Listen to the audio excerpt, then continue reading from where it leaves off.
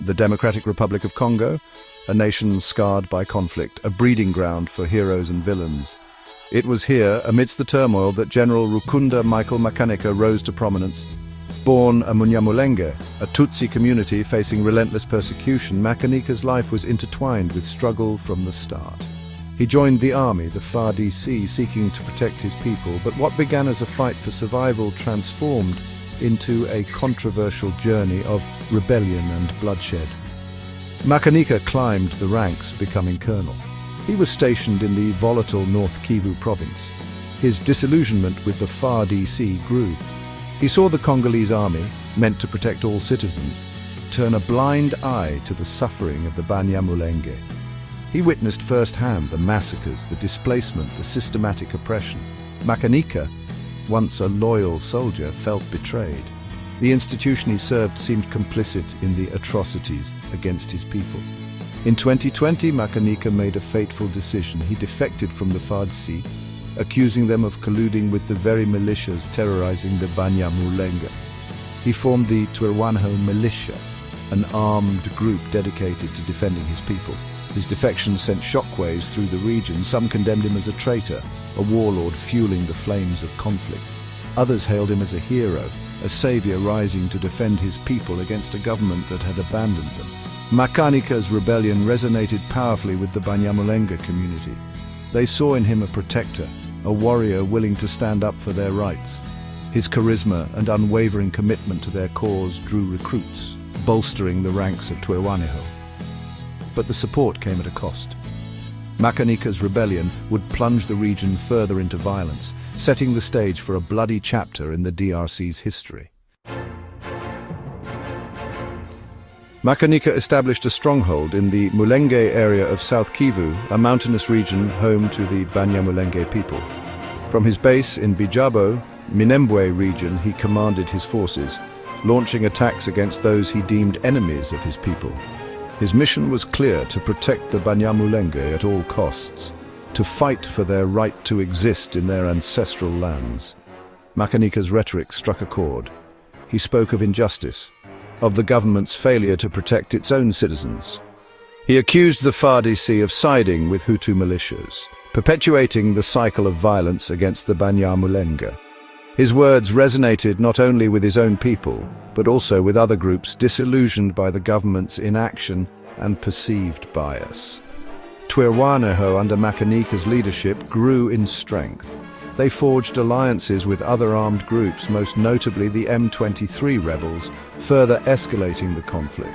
The Congolese government, struggling to contain the escalating rebellion, branded Makanika a warlord, accusing him of atrocities and human rights violations. Reports emerged of massacres, of villages razed to the ground, of innocent civilians caught in the crossfire. Makanika became a divisive figure. His supporters saw him as a freedom fighter, a desperate response to a government that had failed them. His detractors saw him as a war criminal, a ruthless leader responsible for unspeakable violence. The truth, as is often the case in the fog of war, remained elusive, shrouded in propaganda and conflicting narratives. The accusations against Makanika mounted.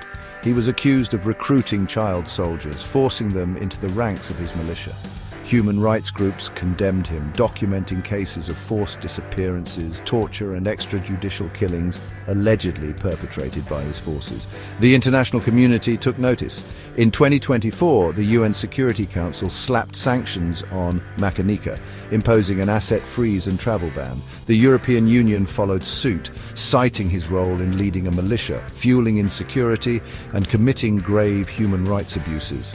Makanika remained defiant. He dismissed the accusations as propaganda, painting himself as a victim of a smear campaign orchestrated by his enemies. He continued to enjoy the unwavering support of his followers, who viewed him as their protector, their only hope in a world that seemed determined to crush them. Life in the areas controlled by Twirwaneho was harsh. The constant threat of violence hung heavy in the air. The economy was in shambles. Schools and hospitals lay abandoned. Yet amidst the despair, many remained loyal to Makanika, their faith in him unshaken. He was their shield against the storm, the one man standing between them and annihilation. Makanika's story took a dramatic turn in April 2025. While traveling through Fizi territory in South Kivu, his convoy was struck by a drone. The strike, attributed to the Congolese army, killed Makanika and several of his companions. News of his death spread like wildfire, sending shockwaves through the region and beyond. Makanika's death marked a turning point in the conflict, but it did not bring an end to the violence. Twirwaneho, now led by his deputy, Colonel Charles Sematama, vowed to continue his fight. The Congolese army, emboldened by the successful drone strike, intensified its offensive against the militia. The cycle of violence, it seemed, was far from over. Makanika's death did little to heal the divisions he had exposed. His supporters mourned him as a martyr, a hero who gave his life for his people. They vowed to carry on his legacy, to continue the fight for the rights of the Banyamulenge. His critics, however, breathed a sigh of relief, seeing his demise as a victory for peace and stability in the region. They condemned his legacy of violence, holding him responsible for countless deaths and untold suffering. The debate over Makanika's legacy continues to this day. Was he a freedom fighter or a warlord, a protector or a perpetrator, a product of circumstance or an agent of chaos? The answers are complex, nuanced, and perhaps unknowable. What is certain is that his story, a tale of rebellion, violence, and the enduring struggle for identity and belonging, will continue to resonate in the hills of eastern Congo for years to come. The conflict he ignited, the divisions he exposed, and the questions he raised remain unresolved, a stark reminder of the fragility of peace and the enduring power of identity politics in a region grappling with its troubled past.